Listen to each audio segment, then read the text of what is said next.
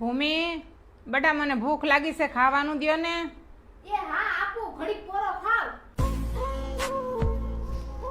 આલે વઘારેલી ખીચડી બનાવી છે, ખાઈ લેજો.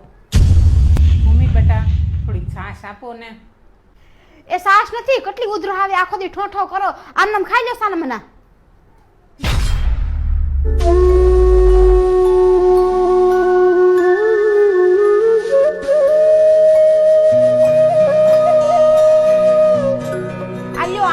કપડા છે આજ તો રીતે સાવને એટલે તમને વૃદ્ધાશ્રમમાં મોકલી જ દેવાના છે. હવે મારે તમારે નથી રહેવું. હવે હું તમારથી કંટાળી ગઈ છું, કંટાળી. વૃદ્ધાશ્રમમાં વારો આવશે, કઈ વાંધો નહીં, વૃદ્ધાશ્રમમાં વ્યા જાઉં. અમારા છોકરા મોટા થઈ ગયા, તમારા છોકરા મોટા થઈ ગયા, હવે કાંઈ જરૂર નથી. ઘણાના માવતર જાય જ છે ને વૃદ્ધાશ્રમમાં. એ હાટું તો છોકરાને મોટા કર્યા હોય, કેવા પેટે પાટા બાંધીને છોકરાને મોટા કર્યા હોય. આ વારો આવશે એ કોઈને ખબર ન હોય, કાંઈ વાંધો નહીં.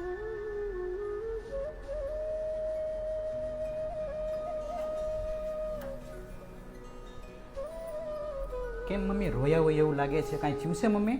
એ કાંઈ રોતા નથી. તમારા મમ્મીના છે ને આ નાટક છે, નાટક. હવે હું તમારા મમ્મીથી કંટાળી ગઈ છું, હું એને આરે નહીં રહું. તમારા મમ્મીને છે ને તમે વૃદ્ધાશ્રમમાં મેક્યા તો તમે વૃદ્ધાશ્રમમાં નહીં મેકવા જાવ ને તો હું પિયર વહી જાય. હા હાલો મમ્મી, હું તમને વૃદ્ધાશ્રમમાં મૂકી જાઉં. હા બેટા હાલો હો, તું ભૂમિનું છોકરાનું ધ્યાન રાખજો બેટા. હાલ ભૂમિ, તું પણ તૈયાર થઈ જા, આપણે પણ વૃદ્ધાશ્રમ જોતા આવીએ. આપણને પાછું વૃદ્ધાશ્રમ ફાવશે કે નહીં ફાવે એમ. ત્યાં થોડું મારે રહેવા જવું પડશે, એટલે હું જોવા આવું. આજે આપણે આપણા માવતરને મૂકવા જાય છે, કાલે આપણા છોકરા પણ આપણને વૃદ્ધાશ્રમમાં મૂકવા આવશે, એટલે આપણે જોયેલું હોય તો સારું પડે ને. મારો છોકરો મને વૃદ્ધાશ્રમમાં ન મોકલે, મને છે ને પૂરો વિશ્વાસ છે. મારા મમ્મીને પણ મારી પર પૂરો વિશ્વાસ હતો કે મારો છોકરો મને કોઈ દિવસ વૃદ્ધાશ્રમમાં નહીં મોકલે. આજ તું અમારા ઘરે આવી એટલે તે નિર્ણય લઈ લીધો ને કે જાઓ તમારા મમ્મીને તમે વૃદ્ધાશ્રમમાં મૂક્યા હો. કાલે તારા છોકરાની પણ બહુ આવશે, એ તને નહીં કે જાઓ મમ્મીને વૃદ્ધાશ્રમમાં મૂક્યા હોય એમ. મમ્મી મારાથી ભૂલ થઈ ગઈ, મને માફ કરી દો. મેં તમારી યારે કોઈ દી સારું વર્તન નથી કર્યું, નકર તમને ભડકાત કરતી હો.